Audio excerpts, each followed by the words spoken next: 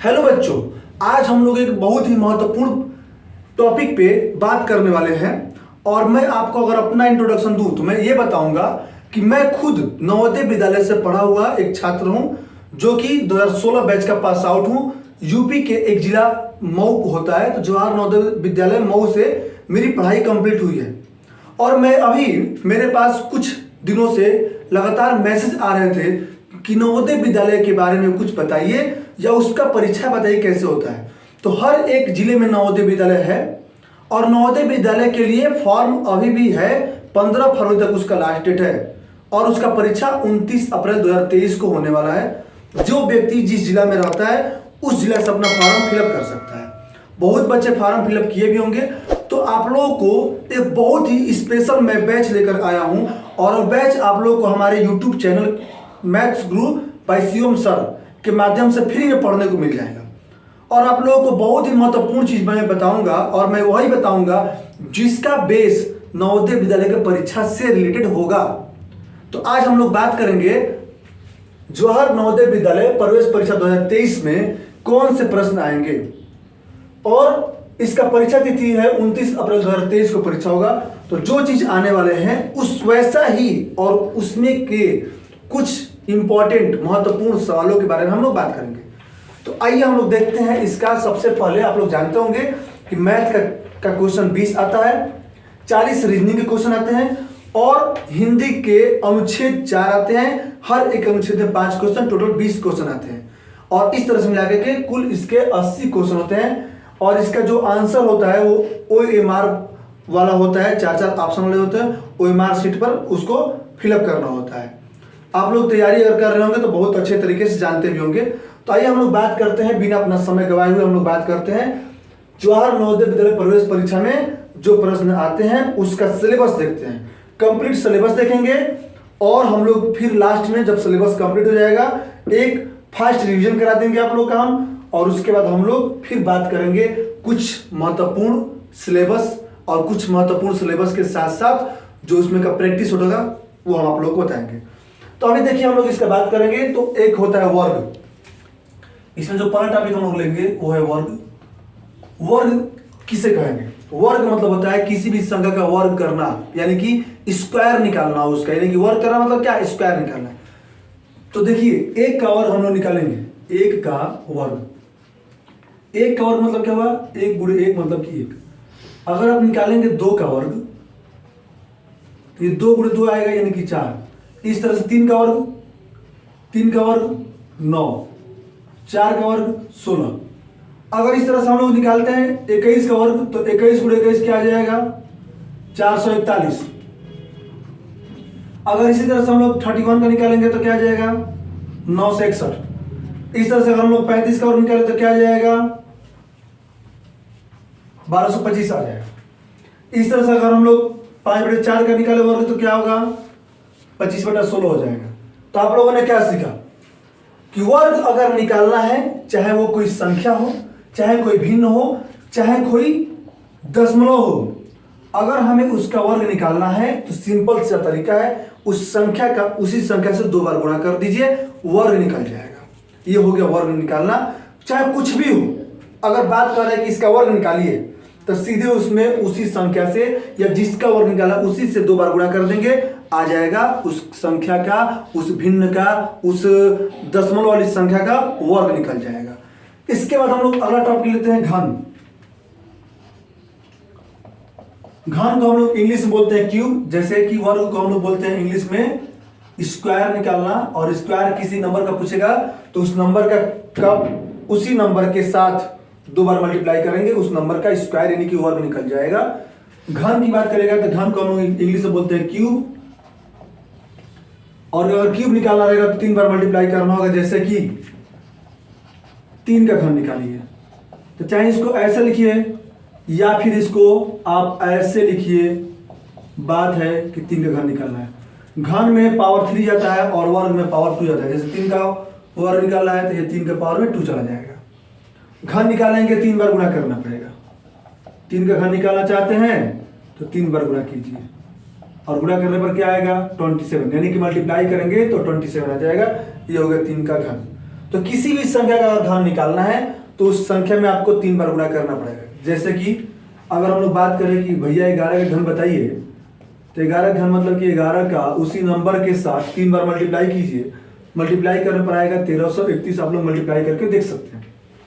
अगर हम लोग बात करें किसी फ्रैक्शन का, जैसे मान लीजिए 3/5 हो गया और इसका में निकालना है घन, तो हम लोग क्या करेंगे, इस नंबर के साथ मतलब इस नंबर का इटसेल्फ से खुद से 3 बार मल्टीप्लाई कर दीजिए, इस नंबर का घन आ जाएगा।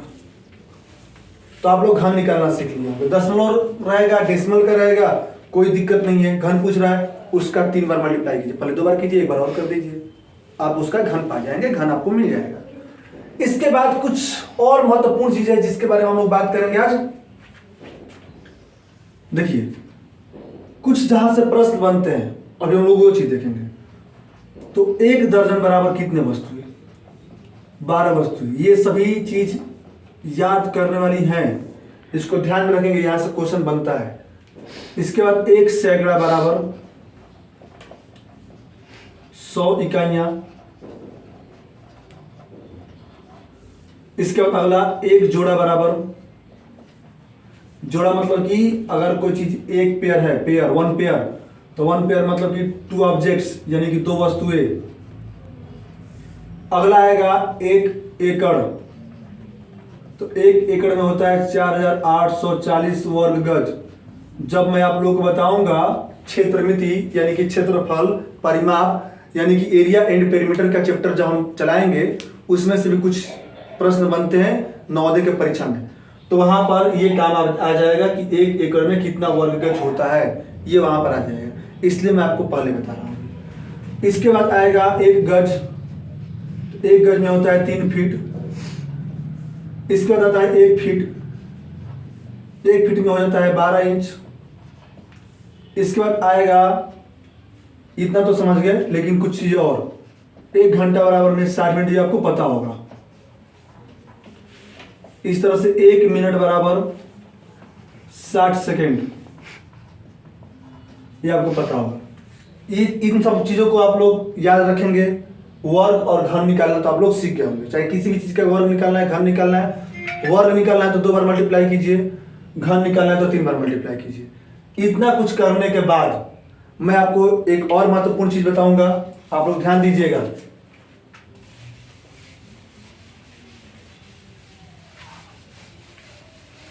ध्यान दीजिएगा बच्चों, नहीं तो ध्यान भटक गया तो वही हाल होगा। सावधानी हटी तो दुर्घटना घटी। तो सावधानी हटाना नहीं है, ध्यान देते रहना है। अब आता है इसके बाद दूरी का मात्रक, या दूरी का मात्रक क्या होता है। दूरी के बाद आ जाएगा तौल का मात्रक। मैं आपको इंग्लिश में बताऊंगा कि ये क्या होता है, किसे कहते हैं। इसका आ जाएगा आयतन का मात्रक।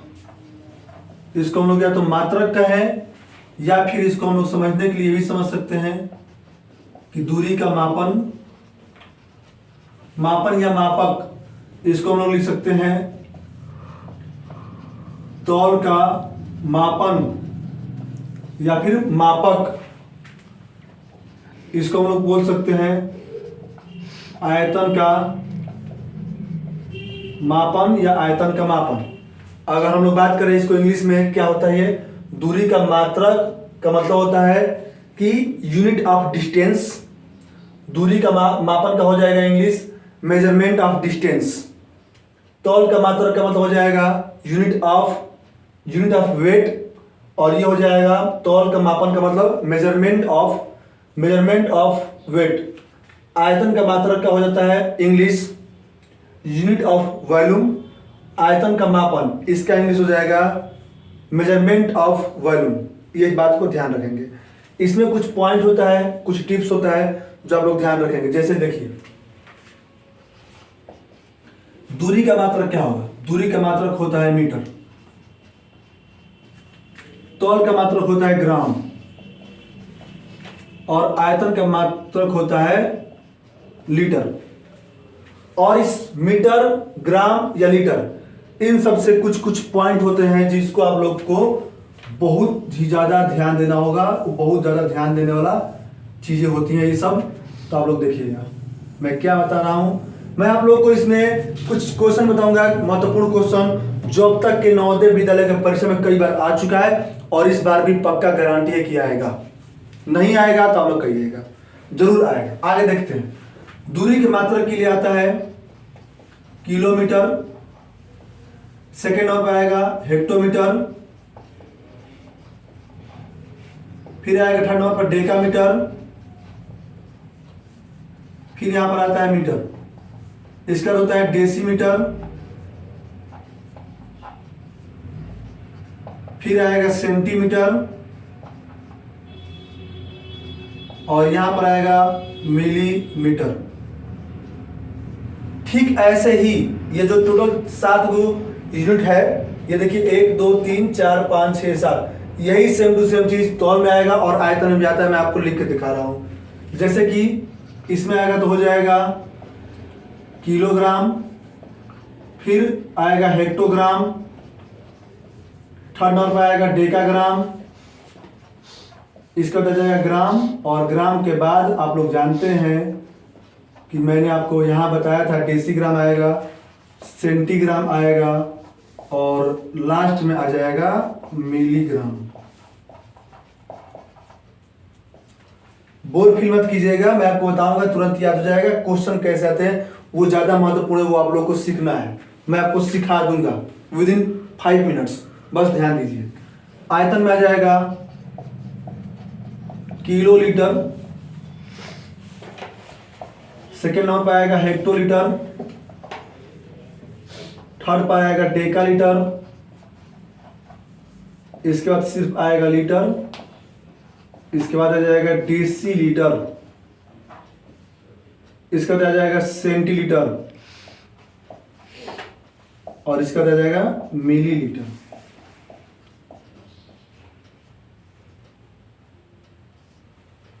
तो देखिए इसमें कैसे याद किया जाता है, kilo, hecto, deca, metre, deci, centi, millimetre. देखिए मेरे साथ बोलिए आप लोग, kilo, hecto, deca, gram, deci, centi, milligram, kilo, hecto, deca, gram, deci, centi, milligram. ये ग्राम बोलेंगे तो सब में ग्राम लगा देंगे, वो दूरी के मात्रक में आ जाएगा, दूरी के मापन में आ जाएगा। अगर हम लोग बात करें दूरी का मापन हो गया, ये मीटर लगा देंगे, सॉरी मीटर लगा देंगे, दूरी का मात्रक हो जाएगा। तौल का मात्रक निकालना है, तौल का मापन करना है, kilometre, hectometre, decametre, metre, sorry kilogram, hectogram, decagram, gram, decigram, centigram, उसके बाद आ जाएगा मिलीग्राम।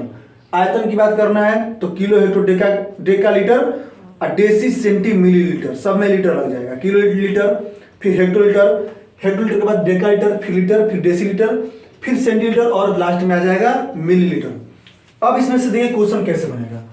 क्वेश्चन हम लोग का मेन है, इंपॉर्टेंट चीज क्या है इसमें, क्वेश्चन है। जो मेन क्वेश्चन की हम लोग बात करते हैं वो क्वेश्चन ही हमारा इंपॉर्टेंट है। तो क्वेश्चन बनेगा कि 1 किलोलीटर में कितना हेक्टोलीटर होता है, 1 किलोमीटर में कितना हेक्टोमीटर होता है, 1 किलोमीटर में कितना डेसीमीटर होगा, 1 डेसीग्राम में कितना हेक्टोग्राम होगा, या फिर 1 मिलीलीटर में कितना डेकालीटर होता है। ऐसा क्वेश्चन आएगा। तो कैसे करेंगे आप लोग, ध्यान दीजिएगा। जैसे पहला क्वेश्चन है कि 1 किलोमीटर में कितना डेकामीटर होगा। क्वेश्चन क्या है, क्वेश्चन कह रहा है 1 किलोमीटर में कितना डेकामीटर होगा। तो ये देखिए यहां से कितना स्टेप पर डेकामीटर आ रहा है, किलो से डेका कितने स्टेप पर आ रहा है, 1 और 1 2 स्टेप। तो ये 1 है तो 1 लिखकर 2 जीरो बढ़ा देंगे। हाँ ये ध्यान रखेंगे कि जब हमें ऊपर से नीचे आ रहा होगा तब, चाहे इसमें हो या इसमें हो या इसमें हो। जैसे कि एक क्वेश्चन और, क्वेश्चन कर रहा है 2 डेकालीटर में, 2 डेकालीटर में कितने सेंटीलीटर होते हैं।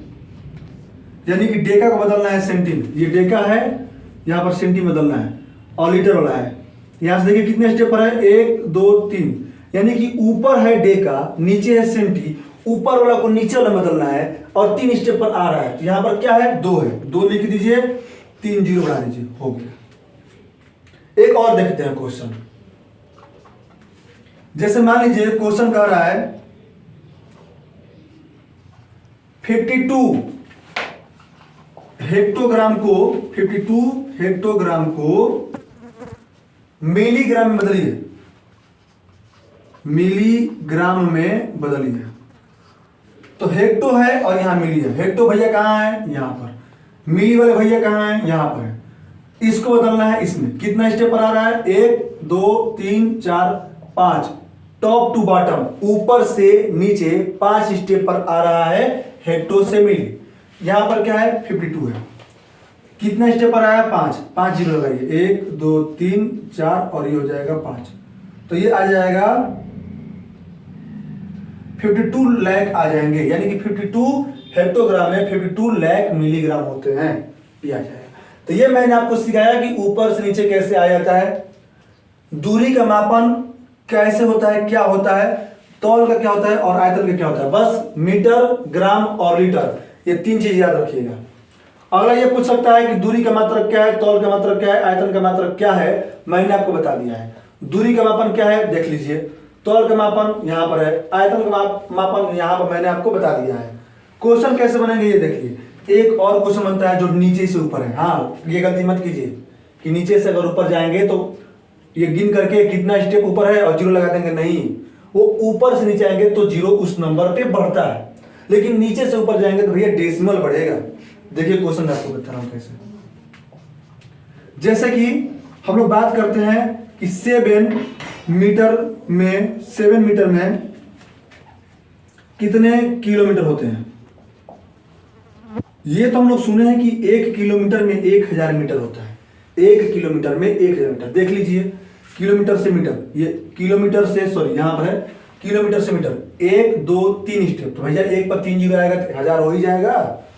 और ये देखिए मीटर को बदलना है किलोमीटर में, तो ये मीटर है, यहां पे है, बदलना है किलोमीटर में, इसमें जाना है। तो कितना स्टेप है? 1 2 3 स्टेप नीचे से ऊपर जाना पड़ रहा है। तो ये 7 में अगर हम लोग खोजे डेसिमल कहाँ है, तो डेसिमल है कहाँ? इसके पीछे लगा हुआ है। किसी भी नंबर में डेसिमल छुपा होता है, अगर डेसिमल न हो तो डेसिमल नंबर के सबसे पीछे होता है। और 3 स्टेप ऊपर जाएंगे तो पहुंचेंगे किलोमीटर में। तो इस डेसिमल को 3 स्टेप लाइए, 1 2 3, एक तो ये नंबर हो जाएगा, बाकी 2 के लिए जीरो लगा दीजिए। तो यहाँ पर आप लोग लिख सकते हैं 0.007, या फिर आप लोग ये भी कर सकते हैं कि 7 लिख करके, ये कितना स्टेप ऊपर था? 1 2 3, तो नीचे 1 लिख करके 3 जीरो बढ़ा दीजिए। तो 7 मीटर में 7/1000 किलोमीटर हो जाएगा। किलोमीटर को शॉर्टकट में किमी भी लिखा जाता है। तो आप लोग यहां पर समझ गए होंगे कि हमें अगर ऊपर से नीचे बदलना है कैसे बदलेंगे, या नीचे से ऊपर बदलना है तो कैसे बदलेंगे, आप लोग देख लिए होंगे। एक और क्वेश्चन मैं करा रहा हूं आपको, जिसमें हम लोग नीचे से ऊपर जाएंगे, यानी कि बॉटम टू टॉप जाएंगे। यहां पर हम लोग देखेंगे क्या, टॉप टू बॉटम, ऊपर से नीचे आ रहे हैं, बस नंबर के आगे जीरो बढ़ गया। अब इसमें मान लीजिए एक क्वेश्चन हम लोग यहां पर ले रहे हैं 2.57, और 2.57 डेसीग्राम है, और इसको बदलना है सेंटीग्राम में। किस में बदलना है? सेंटीग्राम में। डेसीग्राम है, यहां पर बदलना है सेंटीग्राम में। तो भैया ये कितना स्टेप आ रहा है नीचे, देखो ना, 1 स्टेप आ रहा है ऊपर से नीचे, 1 स्टेप सिर्फ आया है। तो 1 स्टेप का मतलब क्या, इसमें 1 जीरो बढ़ेगा। तो 1 जीरो बढ़ाने का मतलब ये होता है कि आप 10 से मल्टीप्लाई करेंगे, 1 पर 1 जीरो बढ़ा करके 10 से मल्टीप्लाई करेंगे। 10 का मल्टीप्लाई करेंगे तो डेसिमल एक जगह पीछे आएगा, तो ये हो जाएगा 25.7। और ऐसे ही अगर इसमें देखा जाए 9.257 मिलीग्राम है। क्वेश्चन कर रहा है इसको बदल दीजिए आप, किसमें? हेक्टोलीटर में बदलिए, हेक्टोग्राम में बदलिए। मिलीग्राम वाला है, बदल जाइए इसको हेक्टो में। तो कितना स्टेप हो रहा है? 1 2 3 4 5 स्टेप हो रहा है बॉटम टू टॉप। तो पहले तो आप लोग इसके नीचे 1 लगा करके 5 जीरो लिख लीजिए, 1 2 3 4 5। या फिर आप इसको ऐसे भी कर सकते हैं, डेसिमल यहां पर है तो इसको 5 स्थान आगे बढ़ाएंगे तो 1 स्थान तो हो जाएगा 9, 4 स्थान के लिए 4 को 0, 0.1 2 3 4 0 925। और इसको हम लोग किस में बदल दिए हैं? ये मिलीग्राम वाला था, इसको हम लोग बदल दिए हैं हेक्टोग्राम में।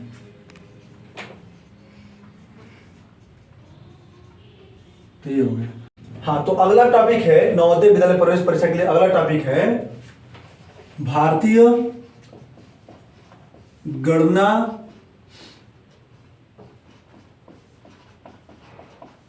प्रणाली, जिसको हम लोग इंग्लिश में कहते हैं इंडियन काउंटिंग सिस्टम। और जो सेकंड वाला है इसका, वो होता है, बहुत बच्चे बोल भी दिए होंगे या उनको पता भी होगा, अंतर्राष्ट्रीय गणना प्रणाली, और इसको इंग्लिश में हम लोग बोलते हैं इंटरनेशनल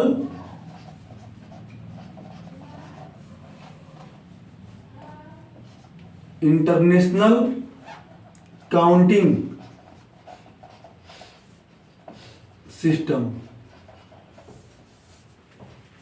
ठीक है, तो अगर हम लोग बात करें भारतीय गणना प्रणाली का, तो क्या आता है इसमें आएगा इकाई, दहाई, सैकड़ा, हजार, फिर आएगा 10,000, लाख,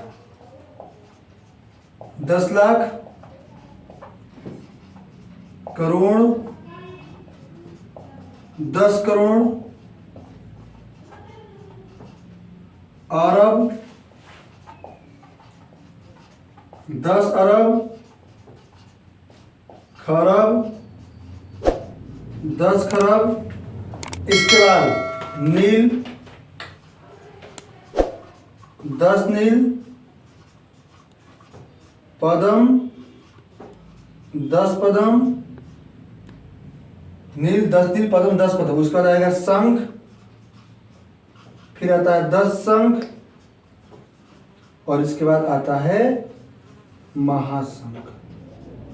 ठीक है, और अगर हम बात करें अंतर्राष्ट्रीय गणना प्रणाली यानी कि इंटरनेशनल काउंटिंग सिस्टम का, तो इसमें देख क्या आता है, इसमें आएगा इकाई, फिर आएगा दहाई, इसके बाद आएगा सैकड़ा, फिर आ जाएगा हजार, फिर आ जाएगा 10,000, इसका होता है 100,000, इसके बाद आएगा मिलियन, फिर 10 मिलियन, फिर आएगा 100 मिलियन, इसके बाद आता है बिलियन, 10 बिलियन, फिर आता है 100 बिलियन, इसके बाद आता है ट्रिलियन, 10 ट्रिलियन, और इसके बाद आएगा 100 ट्रिलियन। ये होता है अंतर्राष्ट्रीय गणना प्रणाली और ये है भारतीय गणना प्रणाली। क्वेश्चन कैसे बनेगा, शब्दों में लिखिए, अंकों में लिखिए। क्वेश्चन नॉर्मली है, ये आप लोग कर लेंगे। मेन क्वेश्चन पे आइए। क्वेश्चन इस तरह से बनेगा, 1 बिलियन में कितने लाख होते हैं, 1 ट्रिलियन में कितने करोड़ होते हैं, 10 ट्रिलियन में कितने शून्य होते हैं, 1 करोड़ में कितने शून्य होते हैं, 10 नील में कितना बिलियन होगा। ऐसे प्रश्न बनेंगे, तो इन प्रश्नों पर ध्यान देना है। क्वेश्चन कह देगा 1 लाख में कितने जीरो तो होते हैं, 1 करोड़ में कितने 10 मिलियन होते हैं, 1 खरब में कितने 100 मिलियन होते हैं। ऐसे क्वेश्चन आएगा। उस क्वेश्चन को आप लोग कैसे करेंगे। फॉर एग्जाम्पल क्वेश्चन हम लोग लेते हैं, 1 अरब में कितने मिलियन होते हैं। तो 1 अरब देखिए कैसे दिखाएगा, 1 अरब लिखना है तो आप लोग पढ़ सकते हैं कि इकाई, दहाई, सैकड़ा, हजार, 10,000, लाख। फिर से देखिए, इकाई, दहाई, सैकड़ा, हजार, 10,000, लाख, 10 लाख, करोड़, 10 करोड़, ये हो गया अरब, और ये हो गया 10 अरब। 10 अरब हो गया ये। 10 अरब में क्वेश्चन था 10 अरब में कितने मिलियन होते हैं, मिलियन होते हैं। 10 अरब यहां पर लिखा गया, मिलियन को हम लोग यहां पर लिख देते हैं। इकाई, दहाई, सैकड़ा, हजार, 10,000, 100,000, हजार, 10,000, 100,000। उसके बाद क्या आएगा, मिलियन। तो यहाँ पर हो गया ये। अब ये कह रहा कितने मिलियन होते हैं, मिलियन पूछ रहे कितने होते हैं, तो 3 जीरो यहाँ पर, 3 जीरो यहाँ पर, 6 जीरो ये काटे, ये 3 और ये 3, 6 जीरो, कितना बच गया 10,000। तो यहाँ पर लिख देंगे 10,000,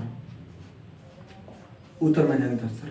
मतलब कि 10 खरब में 10,000 मिलियन होते हैं, 10,000 मिलियंस होते हैं इन 10 अरब। इस तरह से क्वेश्चन आएगा।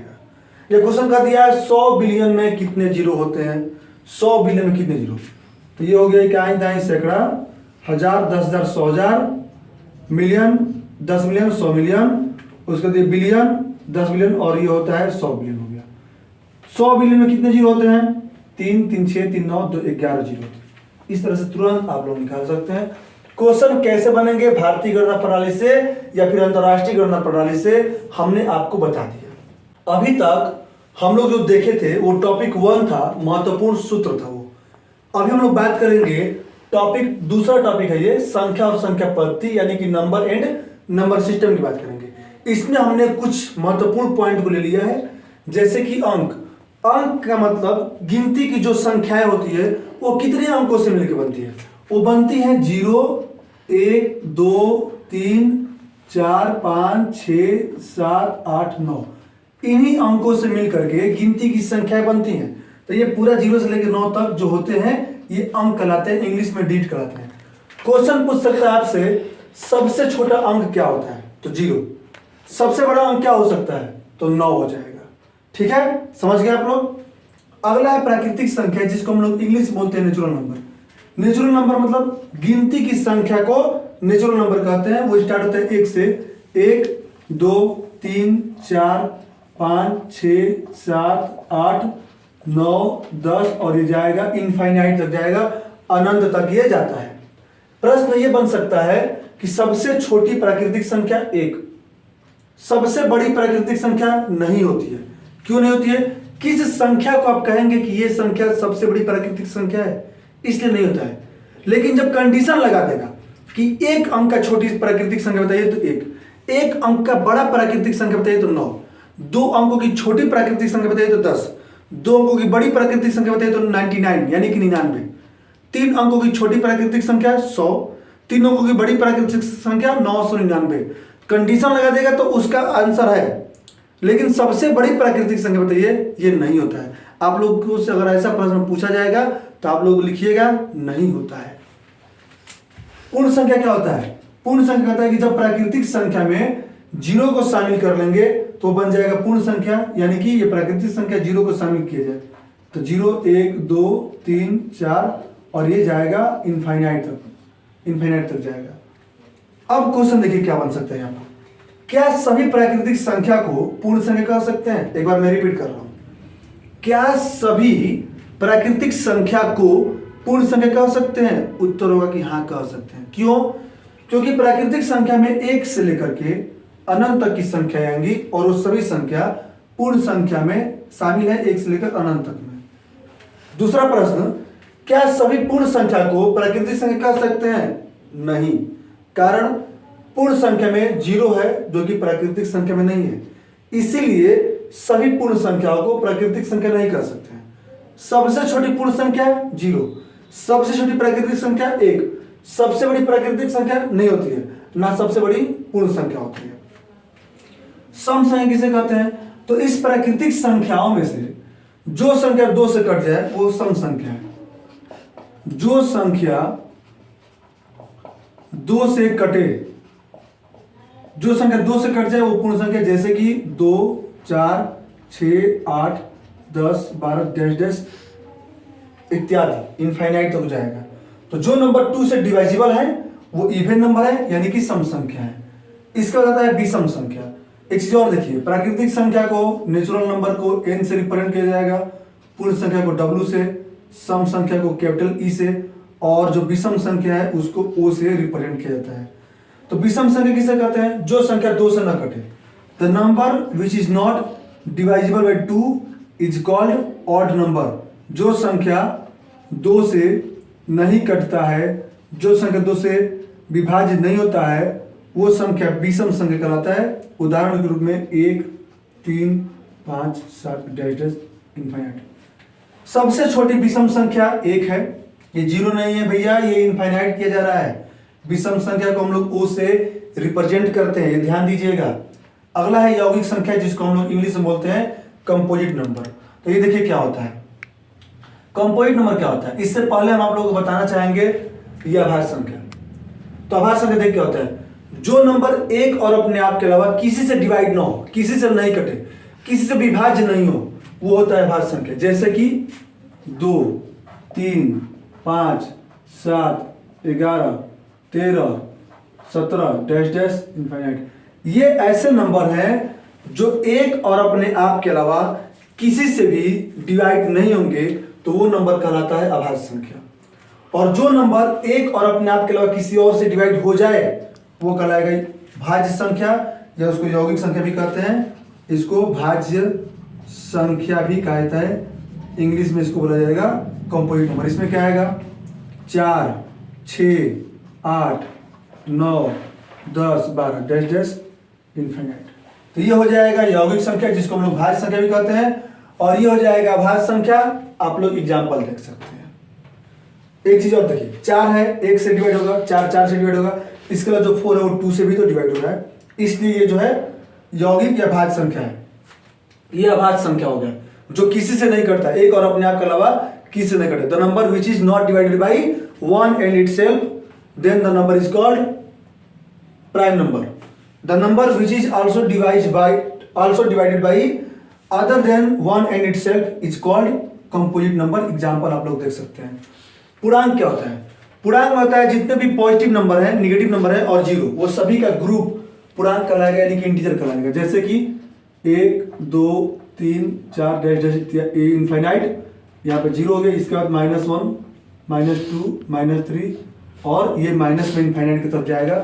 तो जितने भी यहाँ से धनात्मक प्राकृतिक संख्या और ये ऋणात्मक संख्या हो गई और ये 0, ये तीनों का ग्रुप जो है पूर्णांक कहलाता है। सहभाज्य संख्या क्या होता है, को प्राइम नंबर हम लोग देखेंगे क्या होता है। तो कोई भी ऐसे दो संख्या है जिसका मौसम 1 आता है वो कहलाता है सहभाज्य संख्या। कोई भी ऐसी दो संख्याएं जिसका HCF, जिसका मौसम 1 आएगा, वो सहभाज्य संख्या है। जैसे कि देखिए 5 और 7, इन दोनों का मौसम निकालेंगे आएगा 1। जैसे कि देखिए 4 हो गया और हो जाएगा 25, इन दोनों का मौसम निकालेंगे आएगा 1। तो कोई भी ऐसी संख्या है जिसका मौसम 1 आता है उसको हम लोग सहभाज्य संख्या कहते हैं। परिमेय संख्या क्या होता है, कोई भी ऐसी परिमेय संख्या को इंग्लिश में बोलते हैं हम लोग रेशनल नंबर। तो परिमेय संख्या क्या होता है, रेशनल नंबर क्या होता है, कोई भी ऐसा दो पूर्णांक जिसे P/Q के रूप में लिखा जाए, Q is not equal to 0 हो और P और Q ये दोनों के दोनों जो है पूर्णांक होने चाहिए, तो ये परिमेय संख्या बनेगा। जैसे एग्जांपल के लिए 3/5 -2/9 3/-7, ये सभी के सभी जो है परिमेय संख्या है, यानी कि रेशनल नंबर है। अस्थायी मान क्या होता है, अंकित मान। अस्थायी मान मतलब प्लेस वैल्यू, और ये होता है फेस वैल्यू। किसी भी संख्या में स्थान के अनुसार जिसका मान बदल जाए वो स्थानीय मान में आता है, और किसी भी संख्या में स्थान के अनुसार जिसका मान नहीं बदले उसे हम लोग अंकित मान कहते हैं। एग्जाम्पल के लिए देखिए 7425 में 5 का प्लेस वैल्यू यानी कि स्थानीय मान आएगा 5, इसका आएगा 20, इसका आएगा 400 और इसका आ जाएगा 7000। और यही नंबर अगर हम लोग बात करें यही नंबर का अंकित मान में, तो चाहे नंबर 1 प्लेस पे है, चाहे नंबर 10 प्लेस पे हो, चाहे 100 प्लेस पे हो, चाहे कहीं भी हो, उसका प्लेस वैल्यू या उसका फेस वैल्यू यानी कि अंकित मान जो रहेगा वही आता है। ये दोनों में डिफरेंस है। तो आज की वीडियो में हम लोग यही देखेंगे, इतना ही देखेंगे। अगला वीडियो बहुत जल्द आपके सामने आएगी, बने रहिए हमारे YouTube चैनल के साथ। और यदि हमारा वीडियो या पढ़ने का तरीका या पढ़ाने का तरीका आप लोगों के समझ में आ रहा हो तो हमारे वीडियो को जरूर सब्सक्राइब कीजिए। और अगर आप लोग नवोदय का तैयारी कर रहे हैं तो जब आप नवोदय में पास होके जाएंगे तो नवोदय विद्यालय में जो सुविधाएं हैं वो सुविधाएं किसी भी स्कूल में नहीं मिलेगा। नवोदय विद्यालय का परीक्षा अगर आपको क्वालिफाई करना है, गवर्नमेंट स्कूल है, सब कुछ फ्री है। जनरल और ओबीसी के जो बॉयज होते हैं उनका कुछ मंथली फी लगता है जो कि स्कूल को और आगे ले जाता है, यानी कि डेवलपमेंट के रूप में उस पैसे काम किया जाता है। नवोदय विद्यालय में खाना, हॉस्टल और एजुकेशन, एक बड़ा सा लाइब्रेरी, एक बड़ा सा प्लेग्राउंड जिसमें दर्जनों से अधिक खेल आपको मिलेगा फ्री में खेलने के लिए। यदि आप खेल में अच्छे हैं तो नवोदय विद्यालय समिति आपको खेल में आगे बढ़ाती है, आपको जो है नेशनल एसएफआई लेवल तक पहुंचाती है, जिसके बाद आप लोग ओलंपिक जैसे गेम में भी पार्टिसिपेट कर सकते हैं। इतना ही नहीं, नवोदय विद्यालय के पढ़े हुए हजारों लड़के लड़कियों, लाखों लड़के लड़कियों आज सरकारी नौकरी कर रहे हैं। हर एक नवोदय में से कोई भी ऐसा लड़का नहीं होगा, हर एक नवोदय के जो एक्स स्टूडेंट रह चुके हैं उसमें से नवोदय विद्यालय के पढ़े हुए बहुत सारे बच्चे उसमें से आज आईएएस ऑफिसर बन करके देश को सेवा भी दे रहे हैं। इंजीनियर के फील्ड में देखा जाए या यूपीएससी वाला फील्ड में देखा जाए या फिर डॉक्टर की लाइन में देखा जाए, हर एक फील्ड में नवोदय विद्यालय के पढ़े हुए लड़के जरूर मिल जाएंगे। मैं खुद नवोदय विद्यालय का पढ़ा हुआ हूं, आपके सामने मैं कुछ वीडियो लेकर के आया हूं, आप लोगों के सामने कुछ एजुकेशन की मैं बात करूंगा और मैं अपने हर एक वीडियो में नवोदय विद्यालय के बारे में आपको बताऊंगा। नवोदय विद्यालय का परीक्षा एक लिखित परीक्षा जो यूनिवर्सिटी की परीक्षा कही जाती है, उसके माध्यम से पास होने के बाद ही कुछ डॉक्यूमेंट्स के साथ नवोदय विद्यालय में एडमिशन होता है। तो क्या होता है इसका प्रोसेस, आगे हम लोग बात करेंगे अगले वीडियो में। तब तक के लिए थैंक यू।